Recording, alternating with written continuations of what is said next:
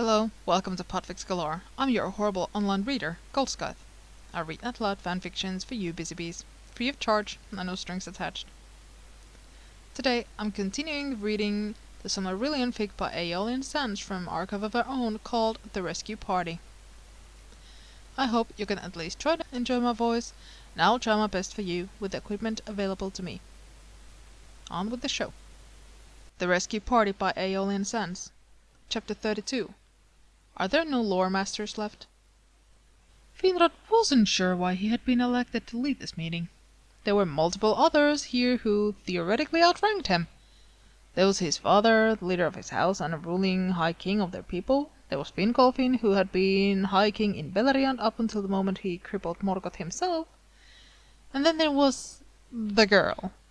Because somehow Madras had conveniently lost Maglor and gained a traveling companion that was half divine. And already everyone adored Luthien. Finrod knew that if she stayed here in Nargothrond much longer, then his mother would adopt her, and he would have another sister and a new war with Thingol. But no, everyone said that since he was king of Nargothrond, running family meetings was his oh-so delightful responsibility. Already he could hear the bickering, and it looked like Coranthir had arrived with a pile of papers and was eagerly showing them to Erwan. Finrod groaned, since he could almost hear Morio's speech. If your son hadn't brought with him so many jewels, he would be a charity case already. He loses money at a truly remarkable rate. That is probably what his cousin was telling his mother. Finrod should have locked him in the file room. At least Celebrimbor and Curufin were being peaceful, if not paying any attention. Father and son were bent over trace paper of some design or another. Finrod sighed and cleared his throat. As you are aware, he began, using his lordly voice, our prayers to Ulmo have been answered, and the herald, Enwe, brought greater news still. Behind Finrod was a stand with a map of Beleriand on it. He pointed to the side of Gondolin. As confirmed by Ossa himself, my long-lost cousin has been living here. Fëanor has already managed to visit. My uncle, as we all are aware, has significant issues of staying in one place. As confirmed by Nerdanel, he has already escaped to Turkana's city and is making his way north. Also making his way north and likely returned to his master already is Sauron, who carries with him the location of Ondalinde. That seemed to catch everyone's attention. Celebrimbor and Curufin stopped working on their designs, and Coranthir finally put his papers down. Yes, Finrod declared, still trying to keep a serious, formal tone. The enemy knows of Ondalinde. He will strike soon, while he believes himself to have the element of surprise. Enwe and Osse are already evacuating the city. The armies of the Sacred City will circle back and attack their invaders. We will reinforce Turkana from the southwest. King Findagana will bring his troops from the northwest. Meanwhile, we let Fëanor strike for the head of the snake, sending a small backup team after him. There were murmurs. Who now will go after Fëanor and infiltrate the Angamando, he finished. Immediately, way too many hands shot up, including his mother's. Finrod lost his dignified composure and groaned, and people thought he was popular. Fëanor's charisma was an invincible thing if he could constantly get people to abandon all reason to follow him into madness. Finarfin, his own father, stood. This rescue party should be Nola, Finwë and I. Fëanor is our eldest brother, and without him we wouldn't be in Beleriand right now. We started this journey with him, so we will finish it with him. Not on my life am I letting someone slap my husband before I do, Nerdanel said. Where Nola goes, I go, Anaida claimed, while Erwan shot Finrod a warning look that could wither the trees of Yavanna. It is settled then, Nola Finwë declared. The original 5 that followed Naro here should pursue him north. Although I would much rather the ladies stay, I know such an effort would be in vain. If they have made up their minds, then it's the best if we stay together. We tried letting you do this alone. It ended badly, Anada reminded him. And so it did. But Kelekorm was standing then, evidently unhappy about not being included. Yet before he could voice his words, Finrod spoke. Then it's settled. The rest of us shall face the armies of darkness and hold our ground. Finrod then noticed that Madros had yet to say anything. He was staring at the map behind him with a gaze nearly strong enough to burn a hole through the parchment. "Lord Madros," Finrod addressed, "you are the strategist among us. What do you think of the plan?" Madros stood slowly, and all eyes fell on him. "Are there no loremasters left?" he said. "What do you mean?" asked Fingolfin. Madros walked towards the map. "It is an excellent plan. Risky, but all our plans must be. And I could see it working against any other enemy." "Do you see a flaw?" asked Finduilas. Finrod saw twin flaws, and their names were Fëanor and Doom, but he knew that his niece meant something aside from the obvious. Madros looked at the gathered Noldor then.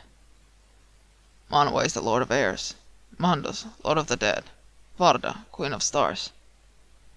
But what domain was Melkor's before he fell?" Everyone looked at him in confusion. Finrod racked his brain, but he could not remember. He had studied concerning all the Valar in his youth, but all that Eldar knew about the Ainur came from the Ainur themselves. Melkor's past had always been brushed over quickly.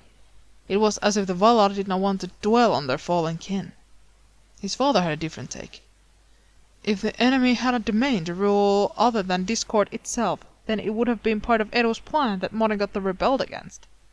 His assignment would have been repulsive to him, for it would be a constant reminder that there was one greater than himself.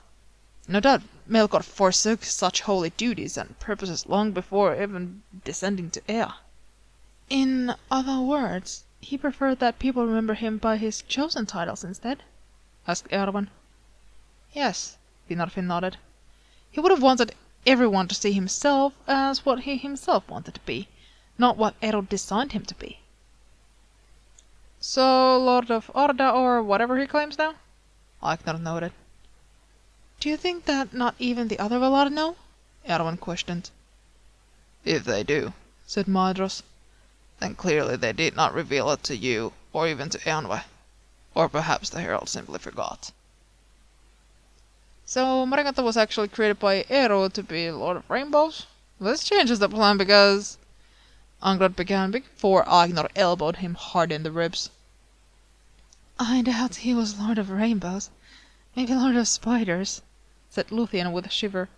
But no, I myself do not know. I always assumed that he held dominion over chaos, strife, and suffering. Although I guess that is exactly what he desired me to believe. Maedhros, do you know? Of course he knows! Shouted Angrod, who had perhaps enjoyed a glass of wine too many. Maedhros even knows the tongue of orcs, yet he refuses to teach anyone. Why would you need to know black speech? Agnar shouted back. Finrod got the distinct feeling that he was losing control over this meeting. He hit his fist on the table. Thankfully, the wrestling match about to break out between his two younger brothers did not materialize. Order! Finrod called. Cousin Maedhros, pray tell us that if Morgoth is not the Rainbow Lord, then what exactly is this forsaken title of his, and why do you find it so important? As Manwë is Lord of Air and Wind, so too was Melkor created to be Lord of Rock and Stone. One brother for the sky, one for the earth, answered Maedhros. Aule is the smith, true. But Melkor's power has always run deep in the earth itself. He viewed the dark depths of Utumno, and has always preferred the darkness and heat of the depths of this world. He alone raised Thangrodrim, while it took all his kin working together to set the Pelores in their place, and always has he easily been able to sway the Maiar of Aule, the fire spirits, and the smiths of this world. It was Nerdanel who realized what her son was saying first. So if Morgoth's power is naturally tuned to the earth, as if in answer, the rocks beneath the foundations of Nargothrond trembled. Then Morgoth's armies may not travel over the surface as Eonwe's plan predicts.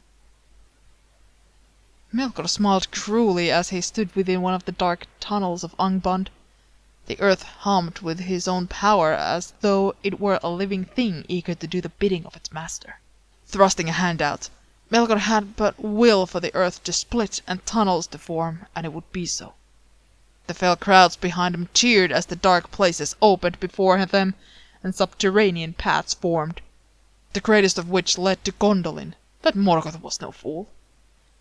"You think me simple, Manwe. You think I get a humbled servant and a location, and that I will run after this dangling bait like a good minnow to the worm? Well, you get your wish. I shall bite. I shall go after that precious imitation of the White City. But it shall not be the only one. For too long the elves have sought to make mockery of me, who was made before the world itself.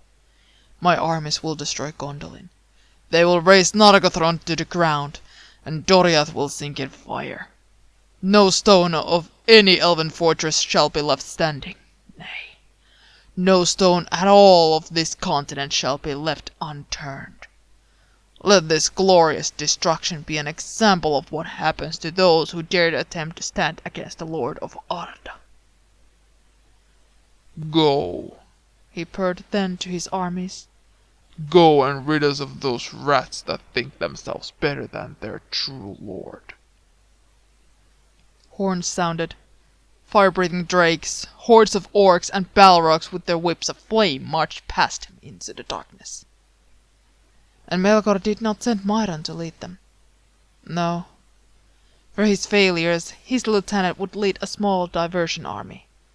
The one that would creep across the land under the harsh light and first draw the eyes of the Eldar. Glorfindel swore he heard the telltale rumbling of a nearby rockfall. This was altogether odd because they had left the mountains some time ago. He looked beside him to see Ecthelion looking uneasy. "Did you hear that?" he asked his closest friend. "Yes, and I felt it. Tremors in the earth." Rock raced around the corner in the forested path. "You all might want to take a look at this!" he yelled, just out of sight. Fëanor did not need to be told twice. He raced after the Sinda, the others at his heels. Arenhall gasped, and soon Glorfindel saw why. In an outcropping of greystone, a great cave had opened. Fëanor took a few steps inside. "It's a tunnel," the former king said, as if Glorfindel couldn't see that. "I can tell," he answered. "What I can't tell is why you see a dark tunnel that wasn't there 5 seconds ago and feel compelled to walk into it." Arendelle apparently wasn't listening to him because she promptly followed Fëanor into the blackness. "There is really only one possible place it can lead," she said, "and that's where we're going." "But the bat gave us clear directions on how to get to a very different tunnel." Arendelle turned to glare at him. "She did, but it is in the northern mountains. It will take us ages to walk there. This particular tunnel is right here." "It's the wrong one. It could be a spider's lair," declared Glorfindel like he was explaining to a toddler why he couldn't eat every mushroom in the forest. "Spiders are of little concern," answered Fëanor. He ripped a section of his tunic off and went back outside to find a sturdy branch. Wrapping the fabric around it, he then lit it with the flint and steel he carried on him.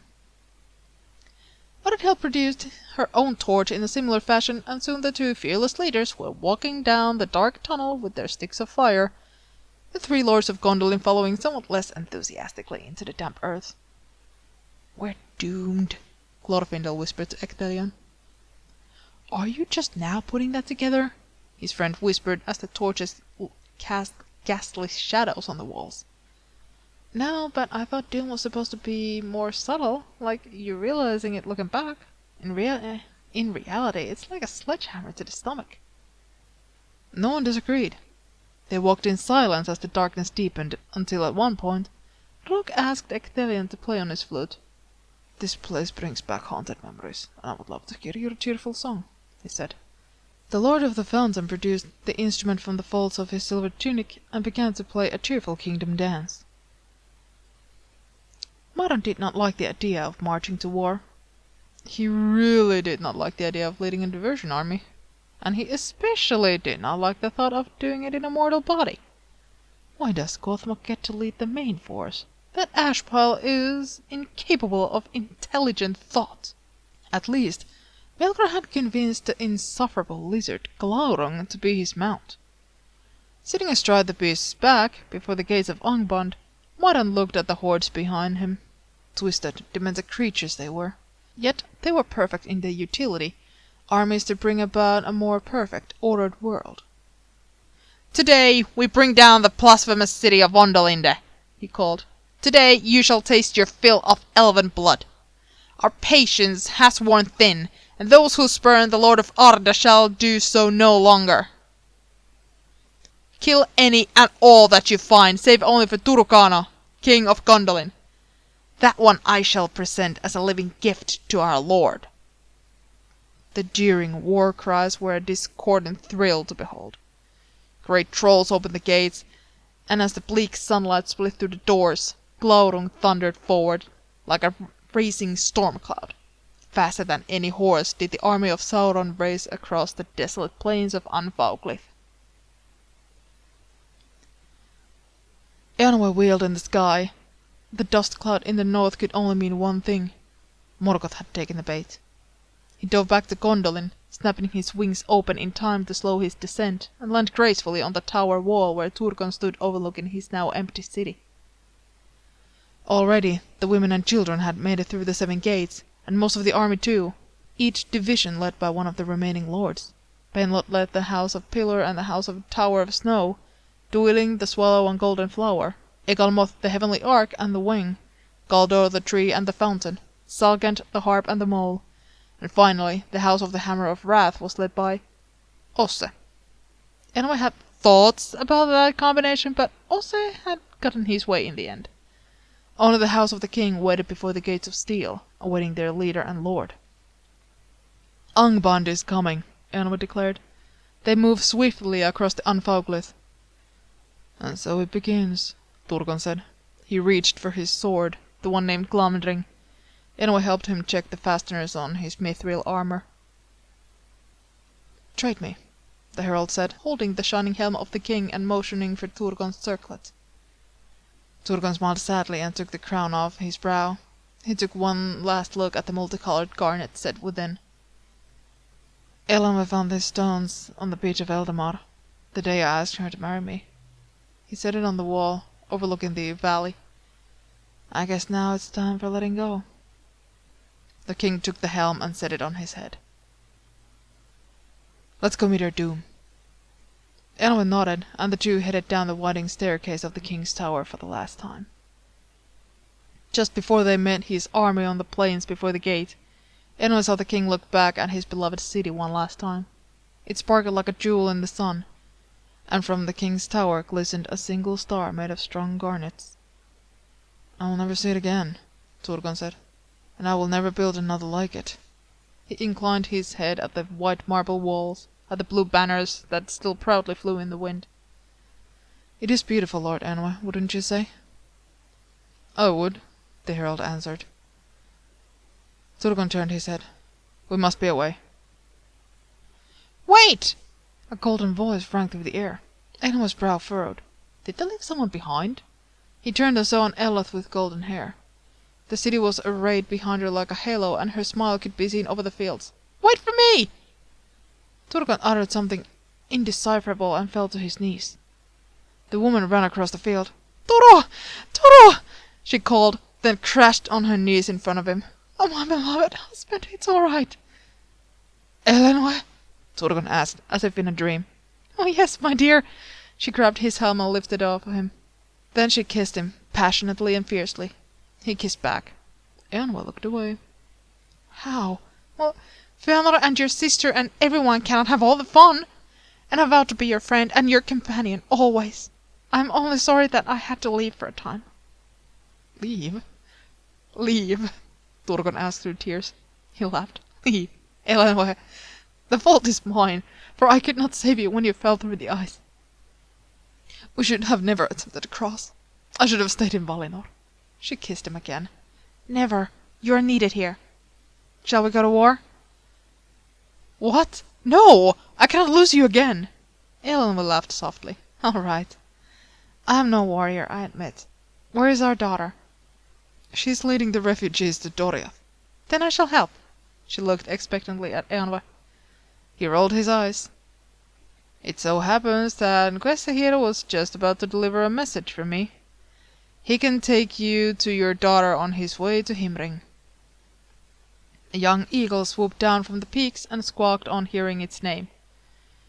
Take Elanwe to her daughter, Elanwe spoke to the noble bird's mind. Then, as we discussed, carry on to visit noble Yarakuinga in Himring. Tell him to be ready to lead the people of Feanara to war, that all may depend on his reinforcements. The eagle turned its head in a questioning manner. Yeah, I know Yara is going to have questions. Just tell him what you need to and no more. I can deal with him later. The great bird assented. Questa will take you to your daughter, Elanwe explained. He permits you to ride on his back for a time. Elanwe's smile somehow grew wider. The eagle stooped down and she leapt onto its feathered back. Don't be rash, Turu! She yelled as the eagle beat its wings and began to fly. And be nice with the sons of Feanor! We may have adopted one! She yelled from the sky. But the wind took her words, and Elanwe thought that either only he heard or else Turgon had purposely toned down the last couple of sentences. I shall go warn Melian, Elanwe said as he unfurled his wings. I shall meet you soon with sword and shield. Turgon clasped his forearm. Farewell. May we see an end to these bitter times. Then Elanwe soared back to the clouds, taking the opportunity to again look across the lands of Beleriand, his eyes far sharper than those of any elf or eagle. Was Sauron riding a giant lizard? Typical. At least they still had several hours until the Umayya's force was upon them. Then he saw a lone figure galloping north. Oh no, there wasn't enough time for that tired horse to make it. Elanwe flew after the figure as fast as he could. On reaching them, he swooped low, flying overhead, and the horse reared. Hail Fingon, High King of the Noldor in Beleriand! The herald shouted from above. Fingon grappled with the reins and didn't find the time to reply. Hithlum is too far. You'll never get there in time on horseback. Here. And Elanwe reshaped his Vana into one that he had designed long ago. It was akin to a griffin, a winged cat with grey and white feathers. Yes, the winged cat concept had been Myron's idea once upon a time, when the other Maya had still loved cats. Elanwe shot the memories away. Get on my back, he told the Elven King. My lord, Fingon explained. Hurry! We have to get you to Hithlum if your men are to arrive in time. Fingon bit his lip and leapt from the saddle to Elanwe's back, clamoring to sit near his shoulders. Elanwe flexed his muscles.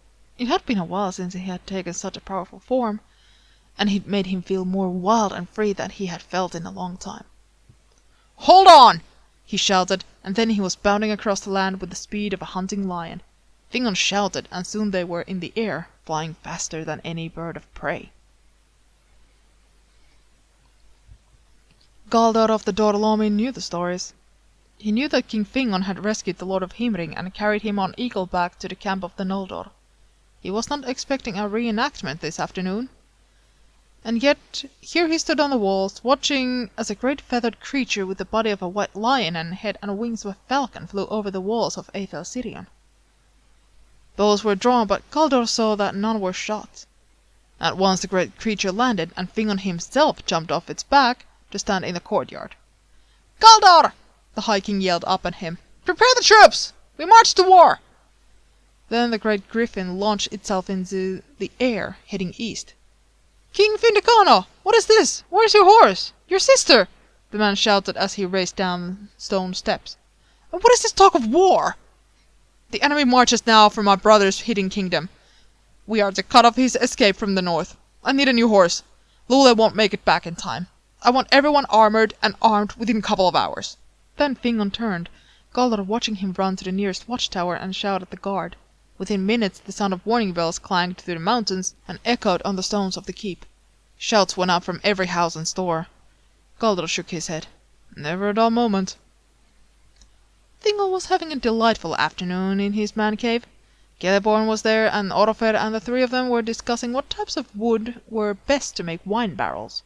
Thingol himself was arguing for oak, which no one was contesting, but there was still some debate on the optimal size of the barrel. That was when the door slammed open. Melian stood there with eyes of purple fire. At her side was one that could be only another of her kind, tall with long platinum hair and fair skin. Eanwe? Thingol had not seen or heard from any Maiar of Valinor in some time. He looked slightly out of breath. Behind them, he could just make out the heads of the hostage and Artanis, his brother's granddaughter. Melian? Sauron marches south. I have lifted my girdle. You what? Thingol nearly experienced a mortal heart attack. We accept refugees and those displaced, she explained. Did the son of Fëanor twist your mind already? He asked. If there is a battle, then we will sit it out, as we have all the others, protected by your girdle. Our people deserve no part in the doom of the Noldor. Do you intend to let your daughter perish, then? His heart then skipped a beat. Where is she? He growled, low and predatory, fear seeping into his veins. She left with Lord Maedhros. If you turn your back to the Noldor, you turn your back on her. Thingol felt liquid rage pool in his blood. How dare he! He lunged for Maglor then and caught the younger elf's forearm, pulling him between the Maiar and towards him. The Nolde stumbled and fell, but Thingol kept an iron grip on his arm. Should I kill him then? A child for a child? Fëanor has taken mine. Stop this! Shouted Eanwe. Are you a king? Slaying a prince of your ally will not help you. Set aside your grievances. This kingdom is not an island removed from the affairs of the land. You choose to live on this continent, no?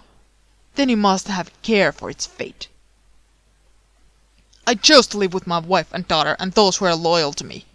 We did not concern ourselves with the deeds of kinslayers and murderers. He twisted Maglor's arm. That was we did not until they decided to take my only heir. Melian stepped forward and her rage was a tangible thing. Let my student go, she demanded, voice cold as ice. And Luthien was not taken. She left of her own free will. She is not a child any more. She deserves to grow up and see this world. This world that I love. You have killed her. You and these Fëanorian fiends. Melian grabbed Maglor's arm and tore it out of Thingol's grip, pulling him to his feet and promptly putting herself between the singer and her husband. Thingol's eyes burned. I have failed, he said, his voice a low murmur. All I ever wanted was to protect my family and my people. I thought that was what you wanted to do. Melian did not give in. You have my heart entire, my love, and sharing one heart.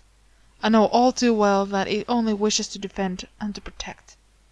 That is why I will not suffer silently when you threaten my student. Student? He's a hostage. Unfortunately for you, I have adopted him. You've gone absolutely mad! Henry cleared his throat. The silence that followed was awkward.